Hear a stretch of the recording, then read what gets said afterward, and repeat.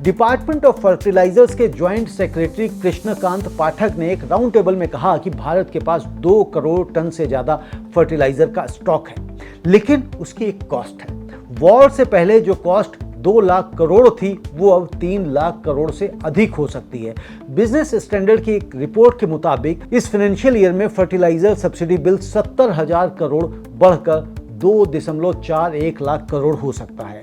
खरीफ season के लिए estimated requirement 390 lakh tonne fertiliser का है और 31 मार्च 2026 तक स्टॉक था रिक्वायरमेंट का 40%। अप्रैल तक 49% हो गया, नॉर्मल से ये 33% ऊपर। तो सप्लाई क्राइसिस नहीं है लेकिन कॉस्ट क्राइसिस है। दोस्तों 3 लाख करोड़ ये नंबर कितना बड़ा है, इसे पर्सपेक्टिव में अगर रखकर देखें तो देखें आप कि इंडिया का जो टोटल डिफेंस बजट है वो तकरीबन 6.8 लाख करोड़ का है और भारत का total education budget 1.2 lakh crore का है और इंडिया का टोटल हेल्थ बजट कितना है, लगभग 90,000 करोड़ का। और फर्टिलाइजर सब्सिडी अकेले 3 लाख करोड़, यानी एजुकेशन और हेल्थ बजट को मिलाकर देखें तो ये उससे भी कहीं ज़्यादा है। यह एक स्टैगरिंग नंबर है, लेकिन यह क्यों हो रहा है यह समझना आपके लिए जरूरी है।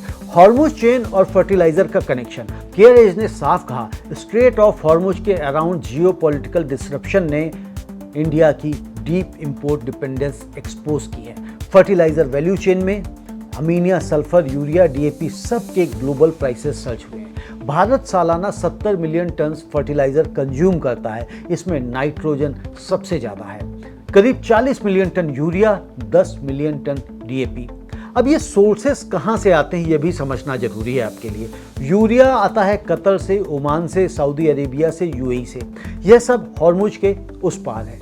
डीएपी फॉस्फेट से बनता है, मोरक्को और जॉर्डन बड़े प्रोड्यूसर्स हैं, लेकिन अमोनिया जो डीएपी बनाने में लगती है वो कतर और रशिया से आती है। नेचुरल गैस फर्टिलाइजर बनाने का प्राइमरी इनपुट है। कतर, ईरान, सऊदी अरेबिया सब हॉर्मुज के उस पार है, यानी फर्टिलाइजर की सप्लाई चेन का एक बड़ा हिस्सा हॉर्मुज से होकर गुजरता है और जब हॉर्मुज बंद हुआ तो दाम उछल पड़े।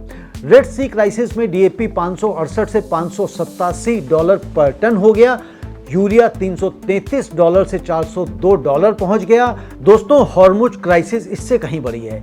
अभी इंडिया के टेंडर में यूरिया 935 से $959 पर टन तक आई है, यानी रेड सी क्राइसिस से दोगुनी। सब्सिडी का असली बोझ किसान और टैक्स पेयर के बीच। जी हाँ, इंडिया में यूरिया की रिटेल प्राइस 266 से 268 रुपये प्रति बैग है, जबकि इंटरनेशनल प्राइस 800 से 900 रुपये पर बैग के इक्विवेलेंट हो गई। यानी किसान 268 दे रहा है और सरकार 600 से 700 रुपये की सब्सिडी दे रही है। यह किसान के लिए तो अच्छा है, लेकिन सरकारी खजाने पर बोझ 3 लाख करोड़ का है और यह 3 लाख करोड़ आता कहाँ से?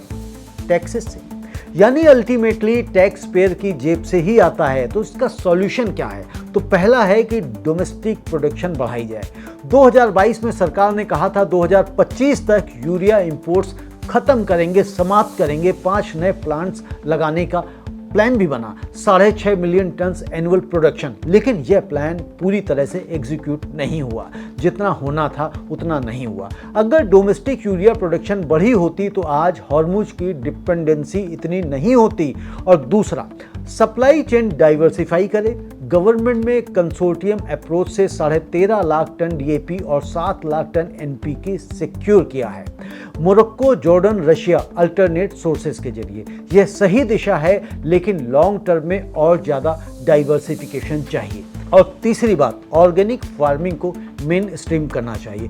त्रिपुरा ने दिखाया, सिक्किम ने दिखाया, केमिकल फर्टिलाइजर की डिपेंडेंसी कम कर रहो, नहीं तो हर हॉर्मुज क्राइसिस में 3 लाख करोड़ का बिल फटेगा। खरीफ फसल पर अगर हम इसका देखें तो आईएमडी ने बिलो नॉर्मल मॉनसून का फोरकास्ट दिया है फाइनेंशियल ईयर 2026-27 के लिए। एल नीनो का खतरा बताया गया है। मॉनसून कमजोर रहा तो पैडी एरिया घटेगी और फर्टिलाइजर की जितनी डिमांड थी उससे कम होगी। यह एक पार्शियल रिलीफ है, लेकिन अगर एल नीनो ने इंडिया को हिट किया तो जो 386 लाख टन राइस का स्टॉक है वो डोमेस्टिक बफर में जाएगा और एक्सपोर्ट नहीं होगा। यानी फर्टिलाइजर महंगी, मॉनसून कमजोर, राइस एक्सपोर्ट का प्रेशर और 3 लाख करोड़ का सब्सिडी बिल।